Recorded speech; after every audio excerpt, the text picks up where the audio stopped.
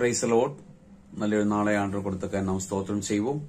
இந்த கால நேரத்தில் ஆவியானவர் நம்மோடு பேசுகிற வேத பகுதி 34 சங்கீதம் 19 வசனம். Psalms 34 verse 19. நீதிமானுக்கு வரும் துன்பங்கள் அநேகமாயிருக்கும், கர்த்தர் அவைகள் எல்லாவற்றிலும் நின்று அவரை விடுவிப்பார். ஆமென். ஹல்லேலூயா.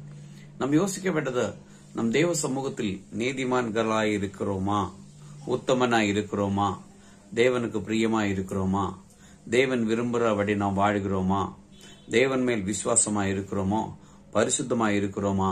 ஆமென். நம்பிக்கையாய் இருந்தால் கர்த்தர் காரியங்களை வாய்க்கிச்சு. நீதிமானுக்கு வரும் துன்பங்கள் அநேகமாயிருக்கும். அநேக பிரச்சனைகள் நடுவில் தான் நீங்கள் போய்கொண்டிருக்கலாம். ஆனா வேதம் சொல்லுகிறது, கர்த்தர் அவைகள் எல்லாவற்றிலும் நின்று அவனை விடுவிப்பார். விடுவிக்கிற கர்த்தர் உங்களுக்காக இறங்கி வருகிறார். விசுவாசத்தோட இந்த வசனத்தை தியானிச்சு ஜெபம் பண்ணுங்க, அற்புதங்கள் நடக்கும். நல்ல ஆண்டவரே, நன்றி செலுத்துகிறோம். இந்த கால நேரத்தில் என்ன கேட்கிற ஒவ்வொரு பிள்ளைகளையும் இந்த வேத வசனத்தின்படி பிதா குமாரன் பரிசுத்தாவின் நாமத்தில் ஆசீர்வதிச்சு ஜெபிக்கிறோம். இயேசுவின் நாமத்தில் பிதாவே, ஆமென்.